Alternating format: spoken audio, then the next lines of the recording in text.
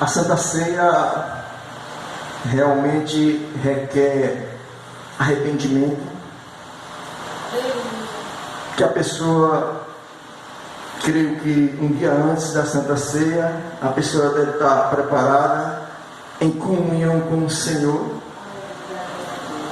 para poder cear, porque muitas vezes a gente ceia indignamente e não vai ser bom para a pessoa, porque Deus, Ele mandou o Filho dele ao mundo justamente para tirar a gente do pecado.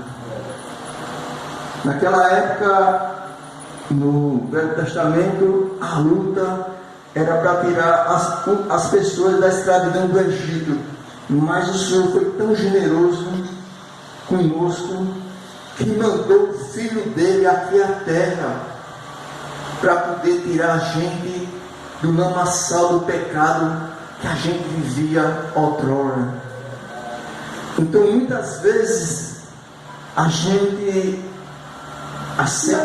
aceita Jesus, estamos na presença do Senhor, mas faz necessário que a gente esteja na presença dele em espírito e em verdade.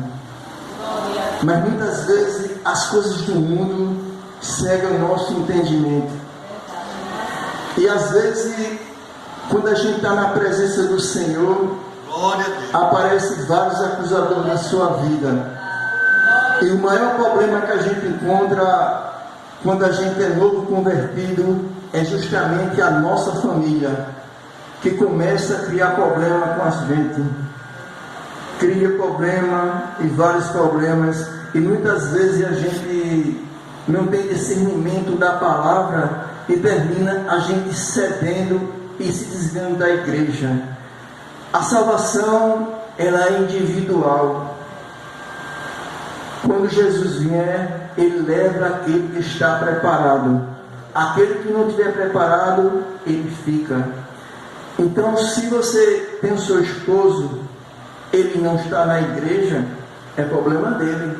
Mas você lute por ele, ore por ele, para que ele vá à igreja, se converta e busque ao Senhor. Porque cada tempo está ficando mais difícil ainda e a porta da graça está se fechando. Falta pouco tempo para Jesus voltar. Então faz necessário que primeiro a gente comece a evangelizar a nossa família. A gente tem que começar logo por dentro de casa, para depois a gente evangelizar os de fora. Muitas vezes a gente é o bambambam lá fora, mas dentro de casa a gente não somos. Então a gente tem que começar a evangelizar de dentro de casa. Porque quando a gente evangeliza dentro de casa, com certeza a gente fica mais fortalecido ainda. Porque muitas vezes a gente está na igreja, a gente tem um bom pregador, a gente tem um bom levita. Quando chega em casa, está a casa desarrumada, filho nas drogas, filha na prostituição, o esposo na cachaça. E aí? Então você vai ter problemas. Você saiu do mundo de paz que você estava, que era na igreja, e voltou para o inferno dentro de casa. Então faz necessário que cada vez mais a gente evangelize o nosso povo, para depois a gente evangelizar o povo de fora. Porque Jesus Cristo, ele era um homem bondoso, uma pessoa que amava o seu próximo. Então faz necessário que a gente ame primeiramente a si e depois o seu amor para as pessoas. Tem muitas pessoas aí que estão na droga, está na prostituição, e muitas vezes a gente passa e vê aquele irmão ali, e às vezes a gente vira as costas para ele, mas a gente não sabe o que aconteceu com ele para ele estar naquela situação. Então, antes da gente criticar e falar, a gente tem que primeiro ver que a gente tem família também, e a gente não sabe o dia de amanhã.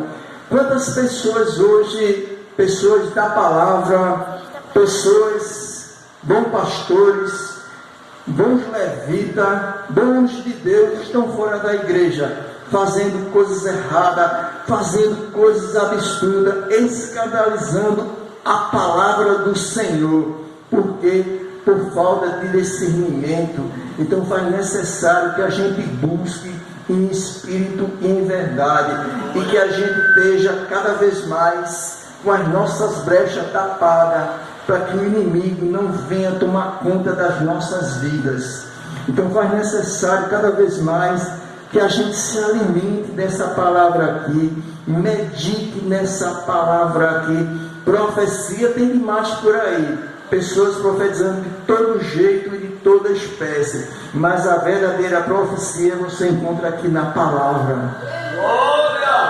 Quando você começa a meditar na palavra e você começa a ler a palavra, ela começa a ler seus pensamentos e você vai abrindo seu entendimento cada vez mais. Então a gente tem que ter paz no nosso coração, tem que ter sabedoria e discernimento das coisas, e buscar sabedoria não aqui da terra, mas sim do alto.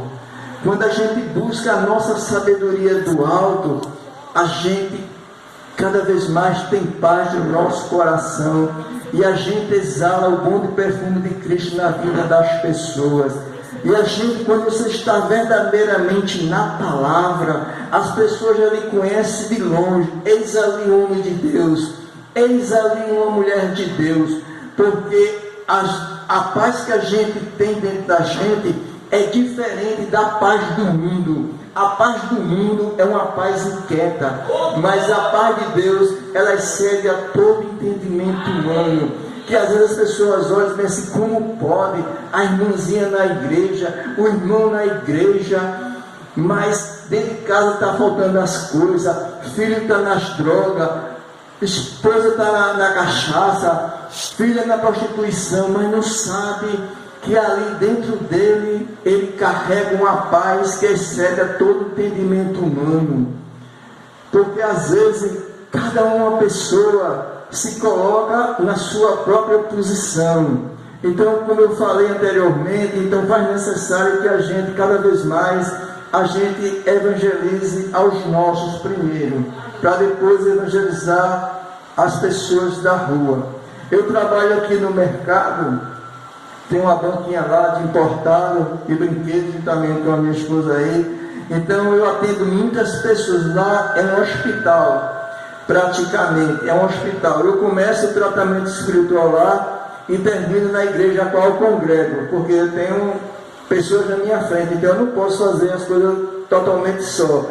Então eu começo o tratamento lá espiritual e conduzo até a nossa igreja onde a gente congrega. Então tem pessoas que foram libertadas, tem pessoas que estavam pobres de saúde, foi curada, pessoas que estavam nas drogas, saiu, tudo começou lá. Chega lá, pede uma oração, eu faço, e muitas vezes o Senhor me usa. Por isso que eu peço entendimento ao Senhor, que Ele abra a minha visão, que Ele abra meus ouvidos, para eu enxergar naquela pessoa algum problema que ela tiver. Então muitas vezes Deus me usa naquele momento e eu oro para aquela pessoa, e aquela pessoa às vezes é libertada. Hoje chegou um senhor lá hoje para comprar um pendrive, mas aí ele me falou que estava com a coluna tremendamente doente, que ele não estava conseguindo nem ficar em pé. Aí eu falei, eu posso orar por você? Pode sim. Aí eu orei por ele. Quando ele saiu de lá, ele saiu curado para a honra e glória do Senhor Jesus Cristo. Não é eu, para a honra e glória. Ele ainda fez exercício lá e saiu correndo. Foi daí. Deus trabalha assim. Agora, para isso, a gente tem que estar sempre firme na rocha que é Jesus. Outro dia chegou um rapaz da igreja lá, do interior de Pernambuco. A irmã desenganada pelo médico, a semana passada, se eu não me engano. Chegou lá, conversou comigo. No outro dia eu disse, Daniel, vem aqui para me pedir para eu ir orar lá na irmã dele. Quando eu cheguei lá, a irmã dele realmente estava numa situação que só a misericórdia do Senhor. Estava lá numa cama, realmente só esperando o dia dela. E aí eu comecei a conversar com ela e apenas eu disse, só balancei a cabeça.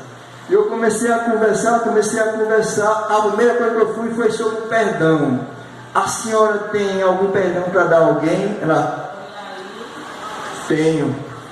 A senhora discutiu com alguém há uns tempos aí? Ela... Então eu fui entendendo as coisas.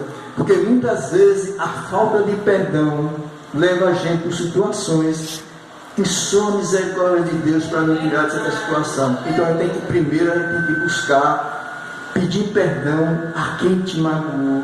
E se você feriu alguém, você vai lá e peça perdão.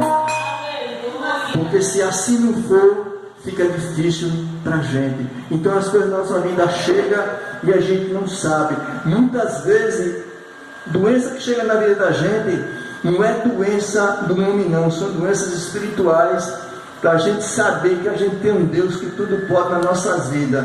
E muitas vezes a gente enfrenta nosso deserto, não é porque a gente quer não, é porque Deus coloca a gente no deserto para provar a verdadeira fé da gente. E muitas pessoas não entendem o deserto que passa e termina esfriando na fé e termina saindo da igreja, porque deserto é fortalecimento espiritual nas nossas vidas. Voltando para o caso da senhora lá, então eu li a palavra para ela e depois eu fiz uma forte oração para ela. Quando eu saí de